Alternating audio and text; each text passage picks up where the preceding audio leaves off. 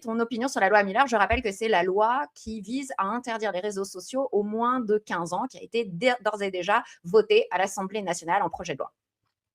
Alors, mon opinion là-dessus, c'est que, 1, ça ne sera pas efficace. On a le même genre de loi qui est passée en Australie depuis quelques mois et on a déjà, de mémoire 40 des gamins australiens qui ont trouvé une méthode de contournement.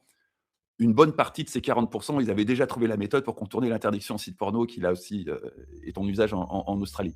Donc si le but c'est d'empêcher les gamins d'accéder aux réseaux sociaux, pour une moitié d'entre eux au moins, ça ne marchera pas et qui plus est, cette moitié d'entre eux apparaîtra comme plus maligne que l'autre moitié et donc ça poussera l'ensemble vers le contournement de la loi et ça poussera le des gamins de très jeune âge à, aborder la loi comme quelque chose qu'il faut contourner.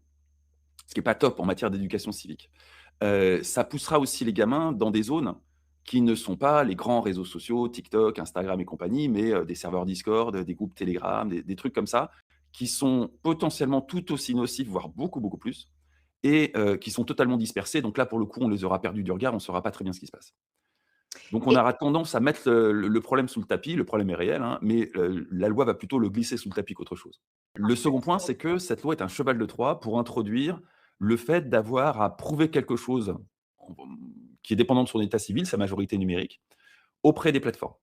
Pour ça, il y a 1000 méthodes. Il y a des trucs, qui marchent à base de selfie. Donc vous prenez un selfie et puis vous avez une intelligence artificielle qui extrapole est-ce que cette personne a plus de 15 ans ou plus de 18 ans ou pas? Et ça marche très, très bien pour les mecs de mon âge. Il y a vraiment aucun problème. Là, typiquement, il y a des sites porno qui ont mis ce genre de verrou.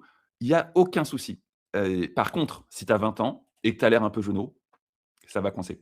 Donc il y a une marge d'erreur considérable à la frontière entre, moins de 15 ans, plus de 15 ans ou moins de 18 ans, plus de 18 ans. Ce qui va générer énormément de faux positifs dans tous les sens, c'est pas du tout une méthode fiable. Et puis, il y a des méthodes, beaucoup plus béton, typiquement celles qu'on utilise pour ouvrir un compte en banque en ligne, où là, on vérifie à distance la validité de votre permis de conduire ou de votre passeport ou de votre carte d'identité. Il y a un tiers de confiance qui fait ça vis-à-vis de la banque et qui s'engage juridiquement. C'est une procédure qui est vraiment solide. On peut la contourner, mais ça demande quand même, une certaine expertise et par contre qui est assez coûteuse. Donc pour les plateformes, c'est pas vraiment la solution de préférence parce que un utilisateur gratuit sur une plateforme comme Facebook, ça rapporte de l'ordre de, entre 5 et 10 par an. Concrètement, une procédure de vérification d'identité, c'est aussi de l'ordre de 5 à 10 donc ça n'a aucun sens d'un point de vue économique pour les plateformes.